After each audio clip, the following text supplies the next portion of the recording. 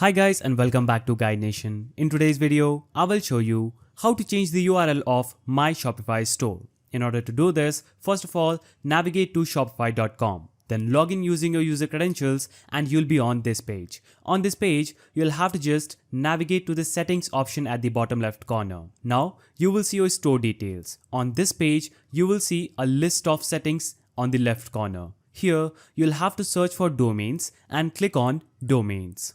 After you click on domains, you will see this page. On this page, you can click on change to a new myshopify.com domain. So click on this link in blue and enter the new URL in this section. So just type in the new URL and click on add domain. After you click on add domain, your Shopify store's URL will be changed.